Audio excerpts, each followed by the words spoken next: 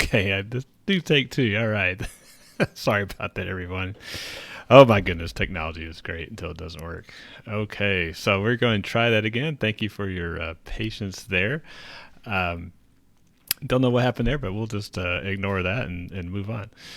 All right, so as I was saying, we're done with Winter Storm number one. We are now into Winter Storm number two.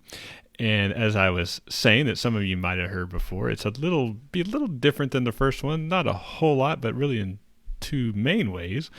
One is the temperature won't be near as cold. Now that's relative. We'll talk about that in a second.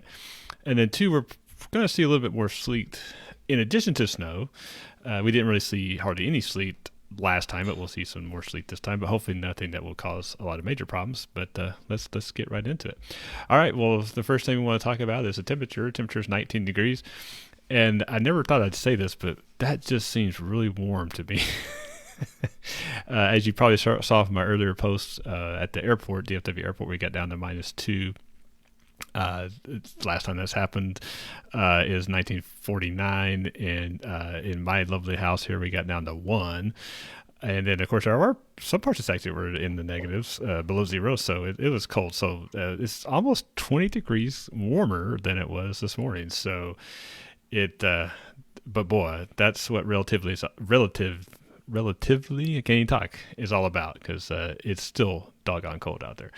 So 19 degrees at my house. It feels like about 10, and we're going to feel it when this weather system moves in, which it's about to do, and really it already has. So let's go to the radar, and that's all snow that you see there. As you can tell, most of it is north and northwest and west of us, and it's going to head our way. And we're going to see some accumulations from this, obviously, because it's way below freezing. And I'm going to try to put this in motion here while we talk. And let's try that. Okay, there we go. Okay, so, you can see this snow started out northeast of Abilene, and it's moving northeast. So the first wave that formed is going to and passing north of the Metroplex, really north of US Highway 380. But you can see some development. If I can get my tool to work here, you can see some development down in this area that's going to head this way. So we will start to see a little bit heavier rate of snowfall, probably, I'd say at this rate, probably within the next hour or so. I was joking around, talking to someone else earlier, that we need to have these snowfalls happen during the daytime so we can see them. But that's not going to be the case again, but that's okay. And, it's obviously with the weather and all the issues we've had with people not having power, all the challenges we've had, the winter weather is fun in most circumstances, but in this case, unfortunately, it's coming at a bad time because of all these other challenges we're facing. So that's why I wanted to give you an update on what to expect from a weather standpoint, and hopefully give you some light at the end of the tunnel when we get through all this. All right, so with that, let's go to some graphics here, and if I can get this to work here, I will move on to this. Well, let me try one more thing. Live is fun. All right, there we go. Okay, so just kind of to set the stage for everybody. If you didn't know, which I'm sure you do, we're under winter storm warning through about noon tomorrow, and that's for snow, mainly snow. We could see some sleet, and I would say, and I talked about this a little bit in my in our written briefings, that if you're south of I-20, unfortunately, this could be much more of an icing situation for them, and that's not going to help the power problem at all.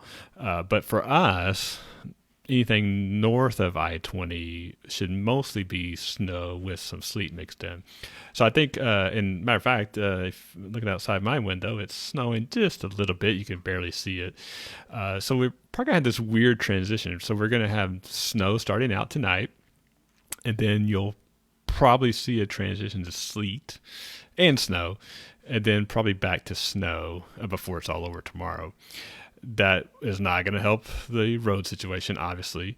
But if it's more snow than sleet, at least we'll kind of keep our traction that we've had with this past snowstorm. So that will help a little bit with traffic. But tomorrow morning, it's not going to be pretty. I'll just say that. So the whole area is under severe, not spring yet, not severe thunderstorm warning, under a winter storm warning until tomorrow at noon. And let's do this. Let's go to this graphic. Okay, so from a timing standpoint and the type of precipitation we can expect. So as far as the main show, I don't really consider what's happening right now the main show. The main show is going to start probably after 6 p.m., after 7 p.m. Anywhere north of I-20, you can get anywhere from 1 to 4 inches. If you're closer to the Red River, you might see 4 to 8. Like I said, there's a small chance we would see a little bit of freezing rain here in the Metroplex. Let's hope we don't. But if we did, it'd be very minimal. And that by itself shouldn't cause any problems. But just something to keep in mind because it's definitely a possibility. Now, as far as, impacts, from a snowfall standpoint, again, the further you get, the closer you get to the Red River, you see that. I mean, if you look real close, you're talking 4 to 6 inches up by the Red River. I'm sorry, that's actually 6 to 8. 4 to 6 in the Sherman area, Denton area, maybe McKinney. 2 to 3 inches mainly in the Metroplex. Now, again, as I've always said, these are just estimates. You might get 2 or 3 inches. You might get more than that. You might get less than that, depending on where you're at. Now, the little graphic on the right is the sleet and ice accumulation graphic. And as you can see, the red, the really danger zone from an ice accumulation standpoint is way south of us, southeast of us, around Corsicana and points southeast. So if you're there, that's going to be a problem, unfortunately, I think. Up in the Metroplex, we may see some icing, but probably not a ton. Let's hope that forecast verifies. And so temperature-wise, like I said, this morning it was below zero for the first time in 32 years. So we're expecting temperatures in the mid-20s. It's actually gone up because we have a southeast wind. When this system moves past us, we'll have a north wind, and that's why we're going to go from snow to sleet back to snow, because we'll have some more cold air wrap around this system from behind in the morning, early morning hours. They'll change it all back to snow. And so, but temperatures mid-20s, and again, it's crazy that sounds warm, but it definitely is warm compared to this morning.